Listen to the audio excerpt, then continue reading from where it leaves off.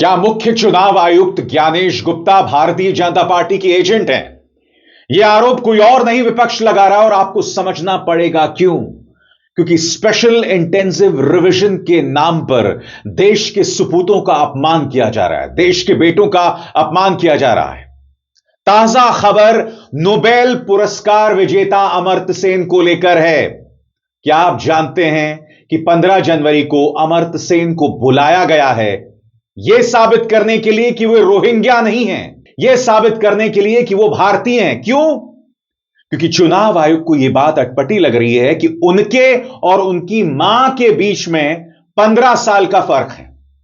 हालांकि कई लोग कह रहे हैं कि यह फर्क 19 साल का है, मगर वो मायने नहीं रखता। अमर्त्य सेन की उम्र 92 साल की है।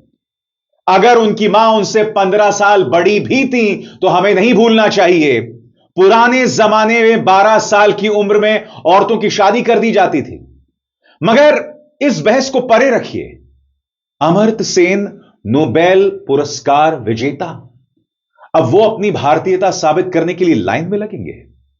बंगाल में हो क्या रहा है दोस्तों?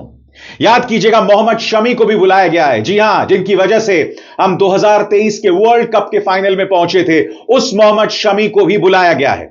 संजीव भट्टाचार्य, जो कि कारगिल के वॉर हीरो हैं, संजीव भट्टाचार्य भी लाइन में लगे थे इसी तरह से। ज्ञानेश गुप्ता की यह प्रक्रिया आखिर कर क्या रही है?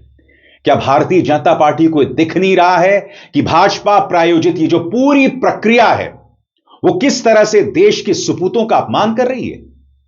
सबसे पहले मैं बात करना चाहता हूं अमर्त्य सेन की। दोस्तों, अमर्त्य सेन को आज से नहीं, साल 2015 से परेशान किया जा रहा है। क्यों? क्योंकि वो इस सरकार के आलोचक रहे हैं। याद कीजिएगा, 2015 में उन्हें नालंदा यूनिवर्सिटी के वाइस चांसलर के पद से हटा दिया गया था।